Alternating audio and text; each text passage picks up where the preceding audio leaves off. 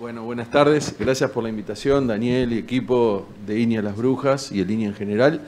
Es un gusto encontrarnos en esta actividad interdisciplinaria, multidisciplinaria, que convoca actores de tantos institutos y centros de investigación, y que es un área totalmente estratégica para el Uruguay. Así que este esfuerzo que ustedes están haciendo hace varios años de congregar grupos de investigación y áreas de investigación, en lo personal lo considero muy importante.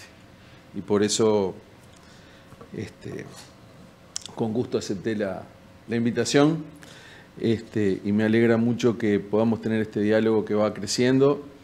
Hoy, en este ratito que vamos a conversar, quería poner un foco en algunos asuntos que tienen que ver con compuestos bioactivos, y su impacto en el proceso de la enfermedad. Y me vino bien la presentación de Laura, porque hablando de composición, este es un trabajo de un investigador conocido por nosotros y su equipo, Josep Loscalzo, que salió en enero del 2020, y lo presento porque me parece que es interesante algunos datos que plantea, que sirven como disparador. No, esto no va a funcionar. Y que dice que en realidad, del conjunto de componentes que se incorporan en nuestra alimentación, hay unos 150 que tenemos claramente identificados y catastrados y que eventualmente pueden ser parte de las bases de datos de las que hablaba Laura, pero en realidad se estima que hay alrededor de 26.000 compuestos que ingresan a nuestro organismo, más todas las biotransformaciones que a través de la microbiota se pueden hacer. O sea que en realidad lo que conocemos es una especie de sistema solar de un universo que es muchísimo más amplio. Y en la medida que identificamos colectivamente nuevas moléculas y empezamos a ver efectos biológicos de esas nuevas moléculas, naturalmente empiezan a formar parte de aquello que es deseable tener en la alimentación o no deseable tener en la alimentación. Entonces, ese dato de 150 a 26.000 es un salto muy grande y que implica un esfuerzo de investigación muy grande para la identificación, la caracterización y la demostración de sus efectos biológicos in vitro, in célula e in vivo. O sea que ahí hay un amplio gap. Y después voy a hablar un poco más de su relación con esto otro, que es el tema de las biotransformaciones, para bien o para mal, y que dependen básicamente de una biología y de una química que ocurre en el tubo digestivo y que tiene que ver con el microbioma. Y hay muchos elementos que obtenemos de la alimentación que como tales no tienen efectos biológicos, excepto sean biotransformados, y a través de ese proceso de biotransformación, en lo que hoy se define como posbióticos, prebióticos, probióticos, estamos hablando de los posbióticos, esos posbióticos pueden tener acciones biológicas. Entonces, sobre eso voy a hablar un poco al final. Y a su vez las conexiones entre la alimentación, nuestro genoma y los procesos de salud y enfermedad, porque ahí también hay un juego que, incluyendo las técnicas ómicas, nos van a permitir una aproximación mucho más directa acerca como componentes de la alimentación y las biotransformaciones a nivel de la luz del tubo digestivo pueden impactar en procesos salud o enfermedad. Entonces, para muchos de ustedes esto es muy obvio, igual esto lo presento porque me parece importante. Están los macronutrientes, están los micronutrientes y luego tenemos oligoelementos, etcétera. Tenemos los bioactivos, que son un tipo de compuestos que tienen acciones biológicas, pueden promover salud, y algunos de esos bioactivos están indicados ahí: el licopeno, el resveratrol, los taninos, los indoles, y al final voy a hablar de las urolitinas. Y ahí es donde se abre una química muy diversa. Solo algunos reviews que fueron importantes en la literatura. Obviamente que en agroalimentos esto es particularmente importante por la riqueza de compuestos y precursores que vienen con los alimentos. Algunos, a su vez, esto pueden tener reacciones de oxidación, metilación, hidrólisis, conjugación. Algo de esto pasa en el microbioma, otra parte pasa por el pasaje hepático. O sea que se abre mucho el abanico y por eso es tan difícil trasladar un experimento in célula donde uno le agrega un extracto de algo a un cultivo celular, porque en realidad eso termina siendo un experimento muy artificial y de relativamente escaso valor, que fue mucho lo que se hizo en la década de los 90, porque ahí perdemos las biotransformaciones, las cantidades relativas que se absorben o no se absorben son diferentes. Entonces ahí hay que hacer un esfuerzo que es bastante mayor al que inicialmente, los abordajes iniciales que trataban de entender cómo los bioactivos podían promover procesos beneficiosos. Y cuando uno hace la correlación entre dietas ricas en frutas y verduras y disminución de la incidencia de cáncer, enfermedades neurodegenerativas, cardiovasculares, una parte de eso tiene que ver con los macros y los micronutrientes, pero una parte mucho más importante quizás, o tan importante, tiene que ver con los bioactivos. Entonces, hay una parte de la historia que nosotros no la podemos ver si no empezamos a identificar qué compuestos bioactivos realmente impactan positivamente en el proceso de la enfermedad. Bueno, acá hay otros, por ejemplo, en los jugos, de los cítricos, etc. Entonces, pasando al área de salud, hay un desafío para la medicina y es un desafío que es interesante, no solo para la medicina, para la seguridad social también, y que es que cada vez vivimos más. Y eso es expectativa de vida, pero la idea es que la expectativa de vida se acompañe, ese aumento de la expectativa de vida se acompañe a un aumento de la expectativa de salud, de forma que el gap, expectativa de salud, que es un concepto importante y que hay que refinarlo, el aumento de la expectativa de vida tiene que ser acompañado, debería ser acompañado de un aumento de la expectativa de salud, si no estamos en un gran problema, ¿verdad? Entonces, ¿cómo podemos proveer de elementos que aumentan la expectativa de salud, que no vayan por la ruta farmacológica y que vayan a través de hábitos que tengan que ver con el ejercicio físico, con el descanso y con la alimentación? Entonces, ¿pueden las enfermedades no transmisibles ser prevenidas? Porque esas son las que más inciden en las etapas tardías de la vida, ¿no es verdad? Este trabajo fue publicado hace 10 años y lo que se muestra, algo que sigue plenamente vigente, es que hay un grupo importante de las enfermedades crónicas no transmisibles o degenerativas que pueden ser prevenidas con cambios del estilo de vida en porcentajes muy altos. Y esta fue la etapa de Science, que me imagino que para este núcleo la ven con muy buenos ojos, porque esta fue una etapa de Science de hace 10 años, ¿no, verdad? Es muy impactante. Entonces, se puede prevenir la patología crónica degenerativa. Y esta tabla, que es muy extensa y no vamos a entrar en ningún detalle, tiene un conjunto de asuntos que tienen que ver con cambios de estilo de vida que van a asuntos directamente relacionados a la alimentación,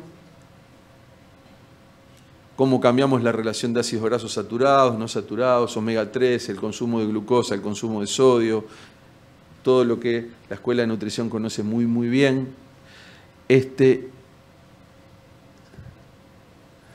Y también el incremento de la ingesta de frutas y vegetales frescos, que son una fuente súper importante de compuestos bioactivos.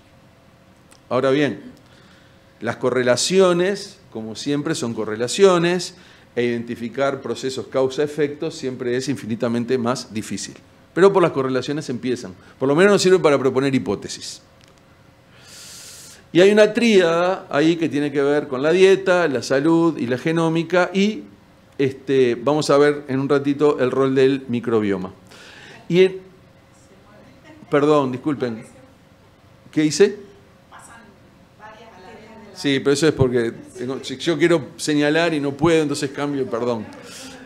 Y en el año 2019-2020 pasa por primera vez en la historia de la humanidad un cruce, que es ese cruce. Eso es una novedad para la historia del planeta, del hombre, el hombre como especie. Y es que los menores de 5 años empiezan a ser menos en población mundial que los mayores de 65. Eso nunca antes había ocurrido en la historia de la humanidad. Es la primera vez y ahí están las tendencias. Y esto, fíjense, que a medida que nos movemos hacia 2030, 2040, 2050, cada vez esa brecha se agranda. De vuelta, ¿cómo podemos en este nuevo escenario demográfico contribuir a partir de la alimentación y los compuestos bioactivos? Y cuando uno piensa las razones de pérdida de expectativa de salud en la especie humana, uno piensa enfermedad de Alzheimer, es un problema gravísimo. Más del 50% de las personas que superan los 85 años vamos a tener una posibilidad de generar una patología neurodegenerativa cognitiva. Una persona de mi edad, yo cumplí este año 60 años, tiene una expectativa de vida de 85. O sea que no es la expectativa de vida promedio en el hombre hoy en Uruguay son cerca de 75 a nivel poblacional, pero una persona que tiene 60, obviamente, su expectativa de vida es mayor porque ya no se murió antes. ¿De acuerdo? O sea, estoy vivo, por lo menos hoy. Entonces, como no me morí antes, la chance, lo que te dice AFAP es, bueno, si vos te jubilás a los 70, yo pienso que hasta los 85 vas a vivir. Todo lo que acumulaste te lo divido en 15 años. Ah, no, pero soy docente de la universidad. Ah, entonces tu vida tiene más años. Entonces es mejor eso porque tengo menos años para repartir todo lo que nosotros trabajamos y pudimos ahorrar. Entonces, en ese escenario de que hay muchas personas que vamos a tener daño neurocognitivo, uno lo piensa como un problema gigante, y lo es, para el sistema de salud, para las familias, etcétera, etcétera. Entonces uno empieza a pensar cómo protegemos ese cerebro, cómo podemos lograr un envejecimiento cerebral que se aleje del deterioro cognitivo. Entonces, cómo preservamos la sustancia gris, cómo preservamos el hipocampo, la memoria. Está la patología cardiovascular. Marcos, qué gusto verte. ¿Qué tal? Pero hay un problema que es gigante y de que hablamos menos, que es el colapso del aparato locomotor, que es la principal causa de pérdida de calidad y expectativa de salud a nivel mundial. Es decir, no poder moverse, tener dificultades de locomoción, reducir nuestro diámetro de acción y terminarlo, restringirlo a una habitación. Esa es la primer causa de disability en el mayor. Entonces hay que trabajar sobre la salud del aparato locomotor. Eso es algo que estamos tratando de empujar bastante desde la facultad. ¿Cómo mejoramos el eje músculo-esquelético? Sarcopenia, osteoporosis son dos caras de la misma moneda y hay un montón de cosas que se puede hacer desde los bioactivos de los alimentos. Entonces, en este asunto del envejecimiento es importante entender cuáles son las rutas moleculares, por eso yo planteé bases bioquímicas, porque después conectamos con los alimentos, que conducen al envejecimiento. Este es un trabajo de hace 10 años de un gran investigador, Carlos López Otín, español, que hace 10 años, planteó una especie de gráfico de torta donde plantea porciones, cada una de las cuales es responsable de alguna de las rutas de envejecimiento. Y debo decir que todo esto está tremendamente interconectado. Tremendamente interconectado. Acá hay 9 dimensiones. Pero ahora hizo otra revisión. Nosotros trabajamos mucho en disfunción mitocondrial, por ejemplo. Hay gente al laboratorio que trabaja en senescencia celular, el equipo de Celia Quijano. Trabajamos también en la pérdida de proteostasis, la agregación proteica. Y obviamente que en ese proceso de envejecimiento hay cambios bioquímicos, celulares, histológicos, funcionales. Y ahora esta es la actualización, donde en vez de ser 8 son 11 dimensiones que plantea, y por eso le llama The Hallmarks of Age en un universo en expansión, y aparecen algunas nuevas, sigue la disfunción mitocondrial, crítica, pero fíjense arriba, disbiosis. La disbiosis, la pérdida de calidad de nuestro microbioma, que está súper influido por la alimentación, como una de las causas que empuja al proceso de envejecimiento y a la pérdida de expectativa de salud. Entonces, ya no es tan fácil como alimentos, digesto, absorción e impacto, sino que ahora hay un componente nuevo que cuando estudiamos nosotros medicina en la década de los 80 jugaba a nivel local del aparato digestivo, sino que ahora tiene efectos sistémicos. Entonces hoy se habla de eje intestino-cerebro, intestino-músculo, intestino-hueso, etcétera, etcétera, etcétera. Repito, estos hallmarks of aging están súper interconectados entre sí, entonces es muy difícil actuar sobre uno solo para detener el proceso. Vamos a ver cómo lo conectamos con algunos elementos relacionados a los alimentos. Este es un trabajo reciente, dieta, salud y la microbiota intestinal. Ustedes de esto naturalmente conocen. Y aparece este concepto de holobionte. El holobionte somos cada uno de nosotros con todo el microbioma que tenemos junto a nosotros. Que es el microbioma del aparato digestivo, el microbioma de la piel, el microbioma del aparato urinario, etcétera, etcétera, etcétera.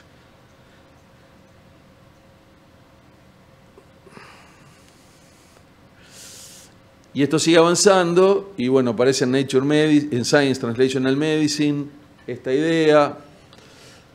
Y ahí aparecen asuntos interesantes, como la idea de posbióticos, que estaba manejando al comienzo de la charla. Precursores de la alimentación, que con la microbiota correcta son biotransformados a sustancias que luego son absorbidas y tienen efectos beneficiosos sobre la salud, eventualmente beneficiosos. Podrían haber posbióticos que fueran tóxicos y hay algunos también descritos. Para eso hay que estar en un estado eubiótico con una microflora correcta. Y entonces quería dedicarle unos minutos a este asunto de las urolitinas, con las que hemos conversado con varios de ustedes en los últimos años, y es una área de investigación del laboratorio. Esto fue publicado en modelos animales hace 7 años más o menos. Sí. Ya esto tiene aprobación de uso en Estados Unidos. Es decir, la traslación se hizo muy rápido. Este primer trabajo, que es muy importante, fue realizado en C. elegans y en ratones. Y en los dos modelos mostró que la administración de urolitina A, que es un posbiótico que se genera a punto de partida de elagitaninos, de la alimentación, que están presentes en la granada, pero también en muchos frutos nativos, y eso es algo interesante, tenemos muchos elagitaninos en frutos nativos, que podemos eventualmente ver cómo eso se puede aprovechar. La urolitina A no viene con los alimentos. Lo que viene con los alimentos es el precursor. Y es la microbiota la que transforma en urolitina A. Muchas rutas de síntesis, pero bueno, estos son los elagitaninos, el hexahidroxidifenic acid, que va a un ácido elágico y luego, por una serie de biotransformaciones, puede terminar en urolitinas. Y vieron que ahí dice Gordinobacter. Es un tipo de bacteria que sería la responsable de la biotransformación. Digo sería porque está todo en el aire y hay que demostrarlo. Hay un proyecto de laboratorio ahora que enfocó eso, Ariseida está en eso. Es decir, llega el elagitanino al intestino, ¿cómo se biotransforma en urolitina? Tengo que tener la batería de enzimas correctas con la cepa correcta de bacteria. Entonces, bueno, ahí hay un conjunto de biotransformaciones. Ven que dice producción de urolitina según el metabotipo. Y este proyecto, que lo lidera Ariseida dentro del CEIMBio, busca entender la primera reacción para pasar de ácido elágico a urolitina A, que implica la deslactonización de él a ácido luteico. Eso lo haría una lactonasa bacteriana de estas bacterias, la Gordinobacter urolithofaciens, pero todo esto necesita la demostración bioanalítica y por lo tanto hay un proyecto de laboratorio que va a abordar este asunto y a su vez tiene que acompañar con la posibilidad de medir la presencia de esta cepa en el microbioma de nuestra población, para ver si realmente esa biotransformación la podemos hacer o no la podemos hacer. Lo que hicieron en Estados Unidos fue aprobar la administración de urolitina A como un comprimido, como un nutracéutico, directamente se saltea el periodo de biotransformación. Estas lactonasas están relativamente conservadas en un conjunto de bacterias. En fin, esa es la estructura. Y lo que se ve que de todas las urolitinas que se generan, una de ellas, que es uno de los isómeros, logra, que es el panel, el segundo panel, la segunda gráfica del panel B, que C. elegans, que C. elegans viva más. Pasan de vivir unos 30 días a 40 días, la administración de urolitina A, pero es un modelo muy artificial. A ver, una aproximación muy preliminar, ¿no? ¿Verdad? Urolitina A C. elegans vive más, aumenta la expectativa de vida, fenómeno. El gusano vive más. Pero también los ratoncitos a los que se le administra urolitina A corren más en el threadmill. Y cuando uno mira esos músculos de esos ratoncitos, le hace una microfotografía electrónica, ve los sarcómeros mejor dispuestos y las mitocondrias mucho más ordenadas, parecen un músculo joven. Y ahí se empezó a pensar que la urolitina A estaba impactando en un sistema de recambio de returnover de mitocondrias envejecidas. Efectivamente, es lo que pasa. La mitocondria es el gran organelo energético, se necesita ATP para la contracción muscular. En el músculo que envejece hay una desorganización mitocondrial ultraestructural, hay una pérdida de función, hay una fisión mitocondrial que hace mitocondrias de peor calidad, o sea, nuestras mitocondrias, así como envejece nuestro tejido, envejecen nuestros organelos. Hay un sistema de detección y remoción y resíntesis, es lo que es dinámica mitocondrial y mitofagia y mitobiogénesis. Todo ese circuito existe, pero se va comprometiendo a medida que envejecemos. Y eso es lo que la urolitina A logra mejorar. Estos son asuntos que tienen que ver con dinámica mitocondrial, pero en definitiva lo que pasa es que las mitocondrias, a medida que envejecemos, pierden calidad, se fusionan en mitocondrias más chicas y son reconocidas por un sistema de mitofagia y son renovadas. Pero luego hay que reponerlas por nuevas. Ese proceso se va comprometiendo en el envejecimiento. Y lo que la urolitina A hace, y estos son los ensayos hechos ya en humanos, y estamos hablando de 2019, solo 3 años después de los experimentos en C. elegans y ratones, se ve que en humanos logran mejorar la función mitocondrial en el músculo. Cuando se hace el clinical trial, la persona que consume urolitina un par de semanas camina muchos más kilómetros y se cansan menos, etcétera, etcétera, etcétera. Eso llevó a la aprobación de uso en Estados Unidos. Y está en vías de aprobación en la EMA, que es la europea de medicamentos. Y por supuesto ahora hay ensayos clínicos que buscan ver el impacto de esto en otros lugares donde la función mitocondrial en el envejecimiento se impactó, como en el sistema nervioso central. Por eso hay ahora ensayos clínicos que intentan abordar la utilización de urolitinas en el recambio mitocondrial en otras patologías como las neurodegenerativas. Entonces, volvemos a esa tríada: dieta y alimentos, nosotros como huésped, pero la microbiota intestinal, constituyendo con nosotros el holobionte. Y además de lo que es patología crónica degenerativa, también sabemos que componentes de la alimentación, y mucho más claro quedó en pandemia, tienen acciones importantes en relación a las respuestas antivirales, antibacterianas, antiparasitarias. Entonces también ahí hay un foco que no tiene que ver con la patología crónica degenerativa, sino cómo optimizar a través de componentes de los alimentos la acción del sistema inmune. Por eso este año el Review of Nutrition de 2020 es interesante. La nutrición regula la inmunidad innata, que es la inmunidad celular básicamente, no es la producción de anticuerpos, es la inmunidad innata que depende básicamente de monocitos, macrófagos, células T-killer, etc., en proceso de salud-enfermedad. Y ahí empieza a jugar el rol importante también el tejido linfoide del tubo digestivo. Ahí hay un eje interesante acerca de la microinflamación del intestino delgado, el órgano linfoide intestinal y cómo eso conecta con el resto de la economía. Ahí hay todo otro capítulo que tiene que ver con mediadores de la inflamación que salen del intestino y van al resto de la circulación e impactan a distancia.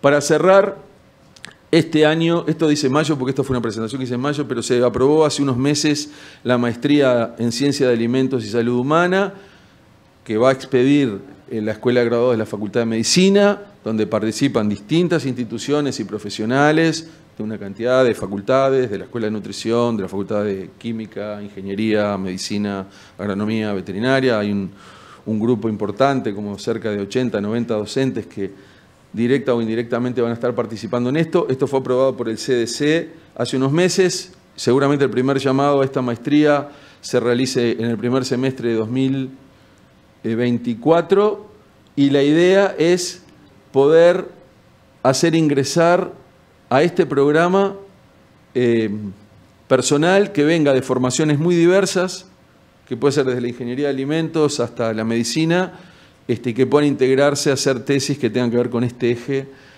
con un enfoque mecanístico. Nosotros queremos entender cómo componentes de la alimentación directamente afectan e impactan el proceso de la enfermedad. Estamos interesados en los mecanismos, estamos interesados en entender con un grado de detalle a nivel celular, también un enfoque que tiene que ver con ensayos clínicos. Tenemos aliados en el Hospital de Maciel, en la Policlínica de Enfermedades Crónicas Degenerativas, y ahí está el FPTA que marcaban Facundo, de componentes del orujo de la uva y su impacto. Acá está Cecilia Chavarría, que es una de las investigadoras principales en el control de la glicemia en pacientes que tienen alterado el control de la glicemia. O sea que hay un espacio importante, nada más. Quería presentárselos. Hay unas instalaciones nuevas que se van a inaugurar en unos meses para poder desarrollar estos trabajos en un sector de la Facultad de Medicina que se desarrolló con el trabajo de la Dirección General de Arquitectura y con fondos que obtuvimos extrapresupuestales. Y básicamente es una maestría interdisciplinaria donde pueden venir backgrounds de distintos lugares. Bueno, eso es todo. Media hora. Muchas gracias. Tenía Irving, ¿verdad? Estaba preocupado porque vio que yo tenía 145 diapos. Le dije, no, quédate tranquilo, son las primeras 30, las otras son simplemente backup. De apoyo. Así que 30 minutos, estuvimos bien. Bueno, bien, perfecto. Bien. Muchas gracias, tiempo, Rafael. Digo. Gracias. Preguntas. Preguntas, comentarios. Estamos todos cansadísimos, fin de año. ¿Será? Che. Sí. Bueno, primero agradecerte por todo lo que dijiste, que es impresionante, pero te escuchaba con el tema de las enfermedades degenerativas, que todos tenemos abuelos, parientes que fueron afectados, y lo que vemos día a día es que entramos a un supermercado y la mayoría de las góndolas están llenas de ultraprocesados. Y ahí me parece que la microbiota no funciona como debería funcionar con alimentos frescos. Y nadie enseña a alimentarse saludablemente. Yo trabajo en un comedor de niños. Bien. Y me preocupa muchísimo que veo que hay muchísimo consumo de ultraprocesados. Y es lo que te digo, entras a un súper, querés comprar galletitas. Todas las galletitas son triple corona. No hay nada que no tenga una vida útil menor de 3, 4 meses. ¿Qué están comiendo? ¿Qué estamos comiendo? Entonces, como que, por un lado, todo esto que está impresionante, y por otro lado, porque entras al súper y estás muy limitado en lo que podés comprar. Fruta, verdura, carne, lácteos. Y lácteos, otra cosa que yo hoy justo le comentaba a otro persona que está acá, es, por ejemplo, la leche, ¿no? La leche que debemos recomendar es la leche fresca, que tiene las bacterias buenas que van al intestino. Y sin embargo, la mayoría de las leches que tenemos son todas UHT. Te duran semanas, meses. Y el común denominador de las personas no sabe eso. Entonces, bueno, es más práctico, compro la leche de caja. Los niños desayunan con leche de caja o con un Colette. ¿Qué están desayunando? Vemos todas las enfermedades no transmisibles y niños con sobrepeso, o sea, adolescentes. Entonces, me parece esto fabuloso, pero yo lo que digo es, ¿cómo llega esto a la población? ¿Cómo hacemos para que esto llegue? Porque y a veces lo transmitís y no todo el mundo está dispuesto a querer escuchar eso, o decir, está pesada siempre con... Pero... Ay. Bien, bien. No, creo que el comentario es válido. Me imagino que da para discutir mucho, porque me imagino que la masividad de todos los que somos en el planeta seguramente debe imponer alguna limitación, o impone limitaciones a tener todos el acceso. Digo, por lo menos con el modelo de vida que tenemos, parece bastante difícil todos poder acceder a los alimentos frescos, saludables y seguros también, ¿no, verdad? Pero quizás hay otras personas acá que estén más capacitadas que yo para comentar, porque exactamente hay un montón de componentes que vienen, que estabilizan, los propios edulcorantes, el exceso de sodio, el exceso de azúcar, todo eso impacta en la microbiota en forma negativa. O sea que vos vas hacia una situación de disbiosis que a su vez luego retroalimenta ese fenotipo de inflamación, como le llamamos nosotros, de microinflamación crónica, que padece todo el modelo de cultura occidental, ¿no, verdad? Que está en la base del desarrollo de la placa de ateroma, de la microinflamación del cerebro, que termina desarrollando el deterioro cognitivo. Sé que, por ejemplo, vi que para el año que viene en los comedores, creo que lo viste domingo en la prensa, ningún alimento que tenga los hexágonos puede ser expedido en los comedores. Eso me pareció un paso en una buena dirección. Lo que pasa es que a veces se dan cosas, por ejemplo, cantinas de liceos públicos, ¿no? Que debería ser un lugar donde se expenden alimentos saludables. Después de la pandemia hay muchas que no han abierto, porque no son redituables. Porque vender fruta y verdura no es redituable. Entonces, o cierran o no se controla lo que venden y venden todos ultraprocesados. No es fácil. No, es un problema gigante. Es gigante. Un problema gigante. Te digo que en los espectáculos públicos muchísimas veces no hay agua. Lo que tenés para consumir son bebidas cola, ¿no? Por ejemplo, la Salud Fruté, no debería nombrar, pero compará eso con un jugo que exprimiste una naranja. ¿Cuántos ingredientes tiene? Y eso es lo que se le da a los niños, y eso es lo saludable. Sí. La industria, para mí, en algunos aspectos nos está liquidando. Sí. El tema de las calorías vacías es un tema gigante. Yo creo que está muy bien el comentario. O sea, buenísimo todo esto. ¿Cómo lo bajamos? ¿Cómo lo bajás a tierra? ¿Cómo lo bajás? Bien. Buenas. Hola, una cosa. Estoy totalmente de acuerdo contigo con lo de los alimentos ultraprocesados.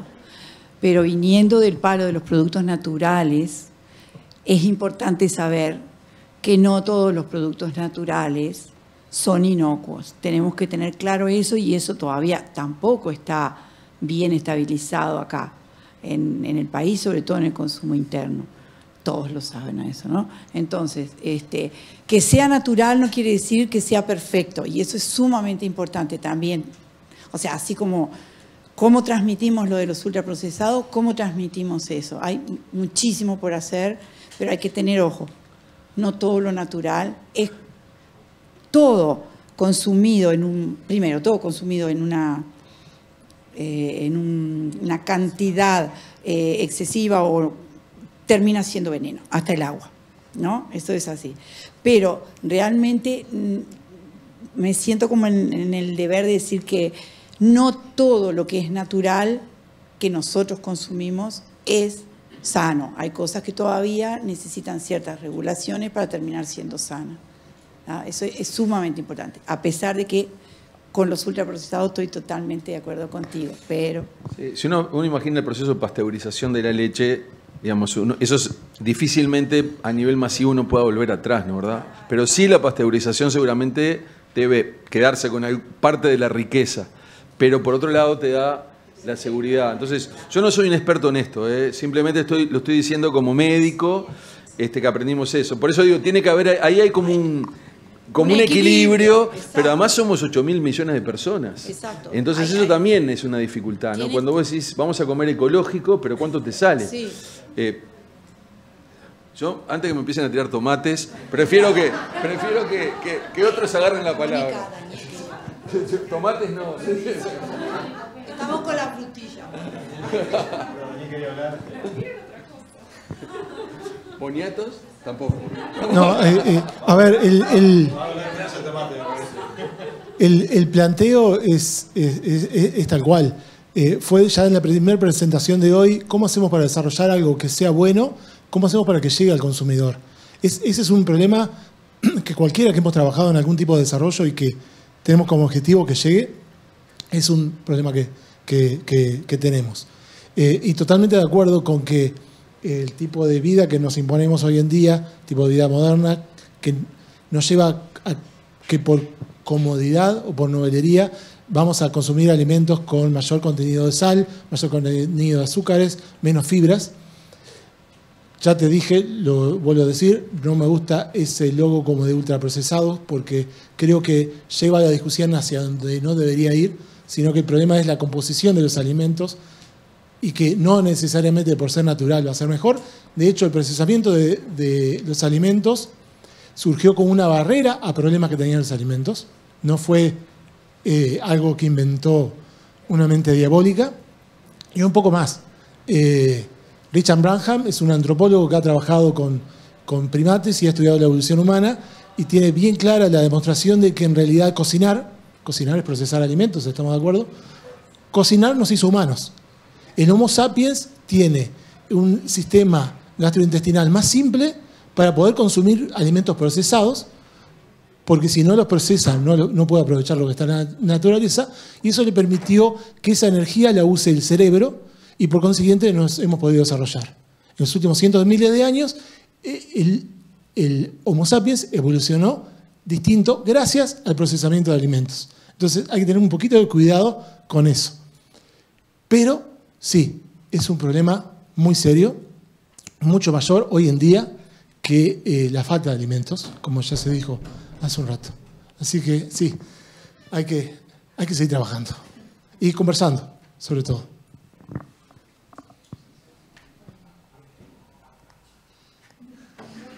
Conversando, dije. Ingeniero de alimentos, ¿quieren hablar? Y no soy ingeniero en alimentos. No. Yo tampoco, yo me especialicé después, yo soy ingeniera química. No, pero lo que dice Daniel es importante saber, el procesamiento per se no es un problema, hay procesamientos que potencian cualidades de los alimentos. Es más, algunos hacen que algunos componentes se desarrollen. El problema es los malos ingredientes, el mal procesamiento. Vamos a decir algo, soy del interior y cuando yo era niña dejaba la leche en la puerta de mi casa, pero había que hervirla 3 veces, vamos a decir. Es decir, nadie tomaba la leche sin hervir. Es decir, en mi casa se ponía la leche, pasaba el señor, la dejaba en el coso y después había que hervirla 3 veces.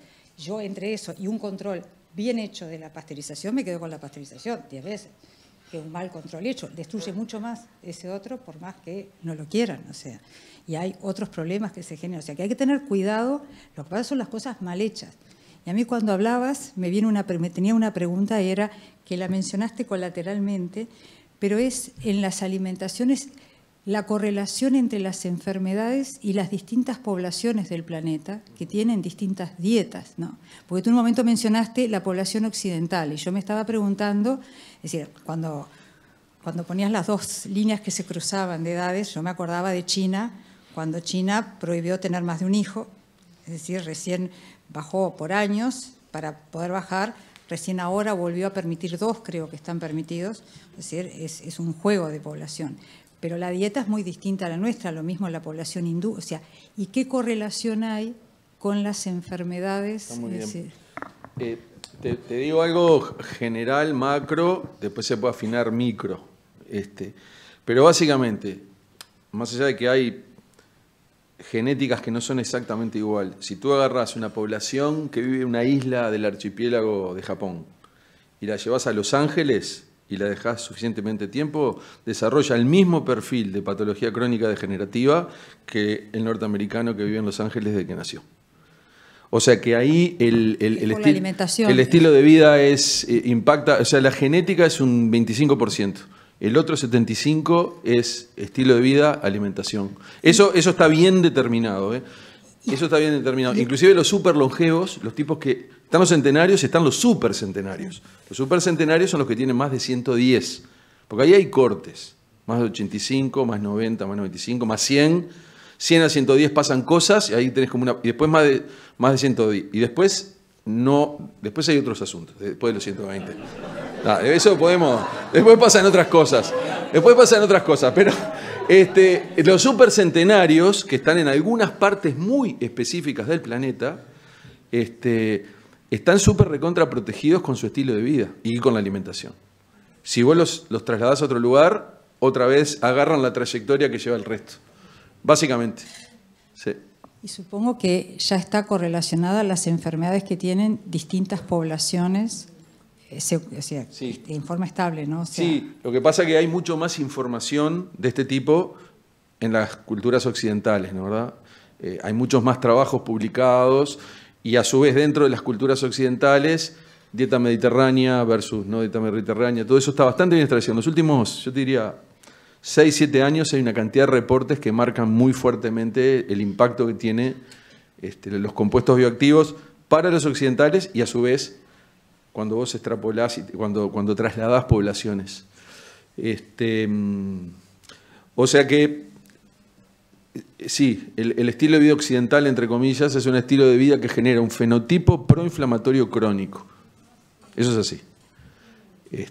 Nosotros, básicamente, las poblaciones occidentales tenemos una inflamación crónica persistente en una cantidad de órganos y sistemas, cada uno de nosotros. Eso es, en promedio, es así. O sea, si agarrás una muestra de un cerebro, de alguien que fallece por lo que sea, de un occidental que hace y versus alguien, vos vas a ver que, por ejemplo, la microglía está activada en uno, en el otro no. O sea, hay un montón de marcadores que te cambian.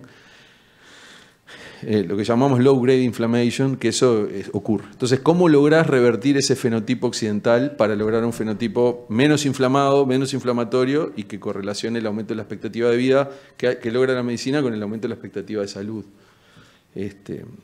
Son todas preguntas muy buenas y muy válidas. Por eso hay que estudiar más estos temas y también hay que estudiarlo más con una cabeza local, ¿verdad? Exactamente. El otro día hablamos sobre selenio.